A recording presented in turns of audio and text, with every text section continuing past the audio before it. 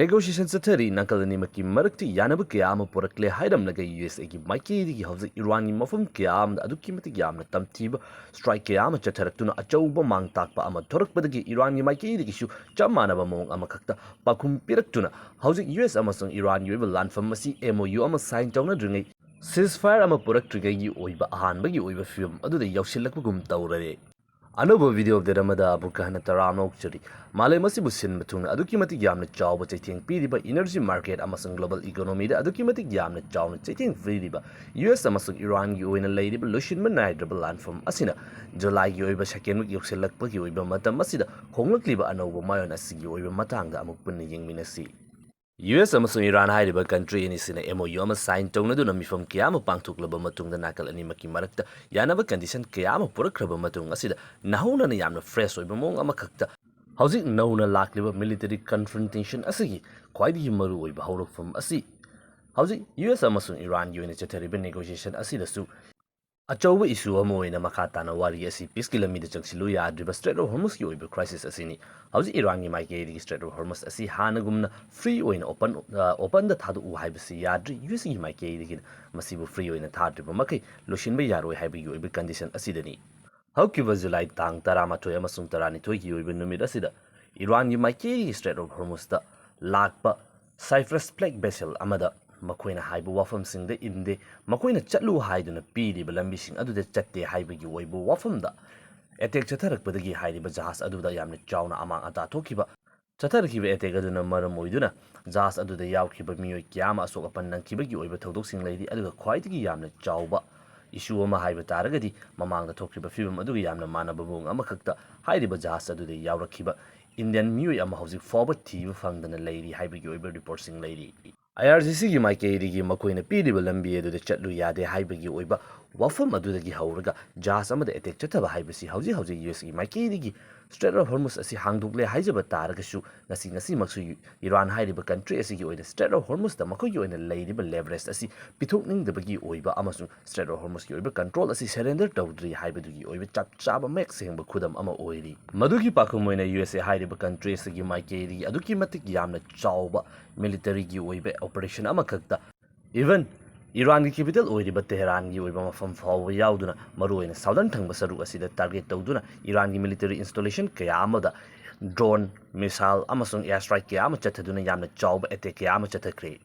US ki maikei digi chatharkiba attack aduda southern thangba Iran maruina Strait of Hormuz asigi manak nakpada leiriba military installation sing asibu target tawduna Qasam Island Jax amasung Faroe Island chingba mafam sing asida maruina target tawduna attack sing asi chathaki US gi maikei digi makoina chathakriba attack asi Strait of Hormuz asida ngaihak leitana Iran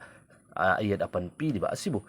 ngamhandana bagida makta mafam aduda leiriba military gi oiba power asibu hantahanna bagida makta chathakiba operation ni aduga yamna chawna mai pakli karigumba Iran gi maikei digi masidasu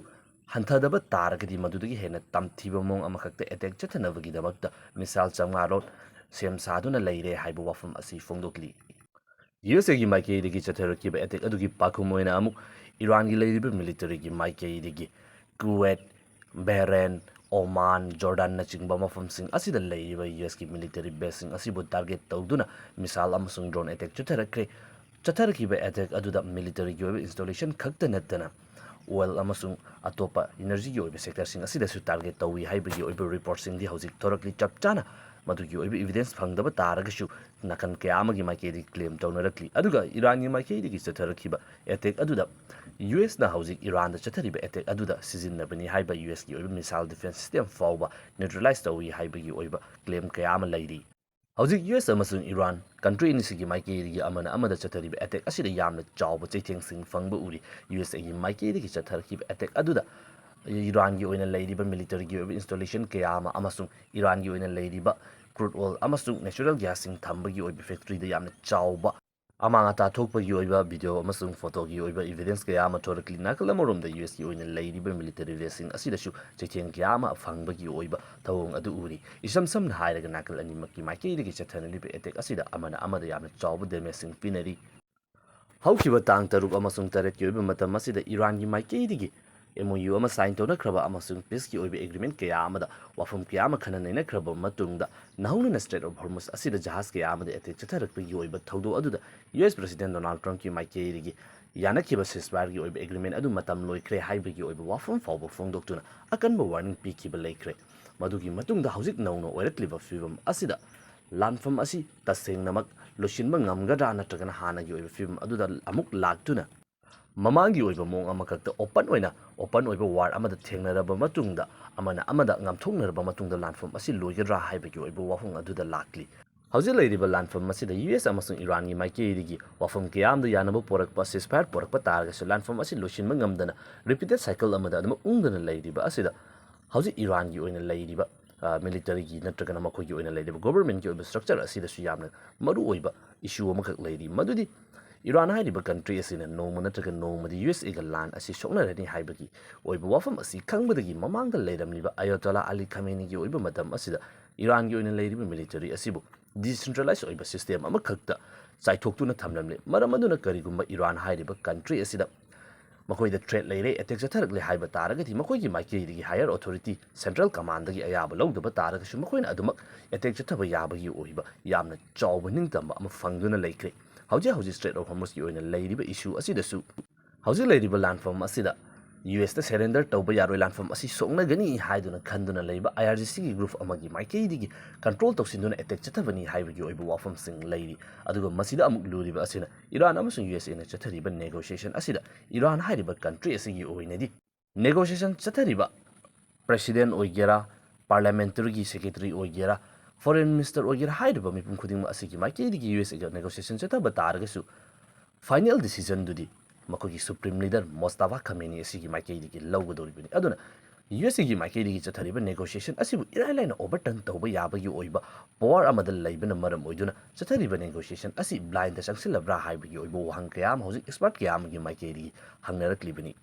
ꯍꯧꯖꯤꯛ ꯅꯧꯅ ꯑꯣꯏꯔꯛꯂꯤꯕ ꯐꯤꯚꯝ ꯑꯁꯤꯅ ꯃꯔꯝ ꯑꯣꯏꯗꯨꯅ ꯃꯃꯥꯡꯗ MOU ꯑꯃ sign ꯇꯧꯅꯈ꯭ꯔꯕ ꯃꯇꯨꯡꯗ US ꯑꯃꯁꯨꯡ ꯏꯔꯥꯟꯒꯤ ꯃꯔꯛꯇ ꯌꯥꯅꯈꯤꯕꯒꯤ ꯃꯇꯨꯡꯏꯟꯅ ꯏꯔꯥꯟꯒꯤ ꯃꯊꯛꯇ ꯊꯝꯂꯝꯕ ꯁꯦꯡꯁꯟ ꯀꯌꯥ ꯑꯃ ꯍꯟꯗꯣꯛꯈꯤꯕꯒꯤ ꯑꯣꯏꯕ ꯋꯥꯐꯝ ꯑꯗꯨ ꯍꯧꯖꯤꯛ ꯅꯍꯧꯅꯅ USAꯒꯤ ꯃꯥꯏꯀꯩꯗꯒꯤ ꯃꯗꯨ ꯆꯠꯅꯔꯔꯣꯏ, ꯏꯔꯥꯟꯒꯤ ꯃꯊꯛꯇ ꯁꯦꯡꯁꯟꯁꯤꯡ ꯑꯗꯨ ꯃꯈꯥ ꯇꯥꯅ ꯑꯗꯨꯃꯛ ꯆꯠꯅꯈꯤꯒꯅꯤ ꯍꯥꯏꯕꯒꯤ ꯑꯣꯏꯕ ꯑꯣꯔꯗꯔ ꯑꯃ ꯊꯣꯔꯛꯈꯤꯕꯒꯤ ꯑꯣꯏꯕ ꯔꯤꯄꯣꯔꯠꯁꯨ ꯂꯩꯈ꯭ꯔꯦ꯫ ꯅꯥꯀꯜ ꯑꯃꯔꯣꯝꯗꯅ USAꯒꯤ ꯃꯥꯏꯀꯩꯗꯒꯤ ꯁꯨꯄ꯭ꯔꯤꯝ ꯂꯤꯗꯔ ꯑꯌꯇꯣꯂꯥ ꯑꯂꯤ ꯈꯥꯃꯦꯅꯤ ꯍꯥꯠꯈ꯭ꯔꯕ ꯃꯇꯨꯡꯗ ꯗꯤꯁꯦꯟꯇ꯭ꯔꯦꯂꯥꯏꯖ ꯑꯣꯏꯕ ꯃꯑꯣꯡ ꯑꯃꯈꯛꯇ ꯃꯥꯅ ꯇꯧꯅꯤꯡꯕ ꯃꯑꯣꯡ ꯑꯃꯈꯛꯇ ꯃꯅꯤꯡꯇꯝꯅ ꯑꯦꯛ ꯇꯧꯕ ꯌꯥꯕ ꯏꯔꯥꯟꯒꯤ ꯑꯣꯏꯕ ꯃꯤꯂꯤꯇꯔꯤꯒꯤ ꯑꯣꯏꯕ ꯁꯦꯛꯁꯟ ꯀꯌꯥ ꯑꯃ ꯅꯥꯀꯜ ꯑꯃꯔꯣꯝꯗꯅ USAꯒꯤ ꯃꯥꯏꯀꯩꯗꯒꯤ ꯁ꯭ꯇ꯭ꯔꯦꯠ ꯑꯣꯐ ꯍꯣꯔꯃꯨꯖ ꯑꯁꯤ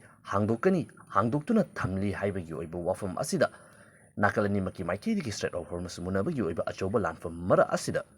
ꯇꯁꯦꯡꯅ ꯏꯔꯥꯟ ꯍꯥꯏꯔꯤꯕ ꯀꯟꯇ꯭ꯔꯤ ꯑꯁꯤꯕꯨ ꯀꯟꯇ꯭ꯔꯣꯜ ꯇꯧꯗꯨꯅ ꯂꯩꯔꯤꯕ ꯂꯨꯆꯤꯡꯕ ꯃꯣꯁꯇꯥꯐꯥ ꯈꯥꯃꯦꯅꯤꯅ ꯃꯤꯌꯥꯝ ꯃꯥꯡꯗꯒꯤ ꯂꯣꯠꯇꯨꯅ ꯂꯩꯈꯤꯕ ꯃꯍꯥꯛꯀꯤ ꯑꯣꯏꯕ ꯋꯥꯐꯝ ꯑꯃꯠꯇ ꯇꯥꯕ ꯐꯪꯗꯕꯁꯤꯅ ꯃꯔꯝ ꯑꯣꯏꯗꯨꯅ ꯍꯧꯖꯤꯛ ꯆꯪꯁꯤꯜꯂꯛꯂꯤꯕ ꯂꯥꯟꯐꯝ ꯑꯁꯤꯗ US ꯑꯃꯁꯨꯡ ꯏꯔꯥꯟꯒꯤ ꯃꯔꯛꯇ ꯂꯥꯛꯂꯤꯕ ꯃꯤꯂꯤꯇꯔꯤ ꯀꯟꯐ꯭ꯔꯟꯇꯦꯁꯟ ꯑꯁꯤꯅ ꯑꯆꯧꯕ ꯂꯥꯟꯖꯥꯎ ꯑꯃ ꯑꯣꯏꯔꯛꯀꯗ꯭ꯔꯥ ꯍꯥꯏꯕꯒꯤ ꯑꯣꯏꯕ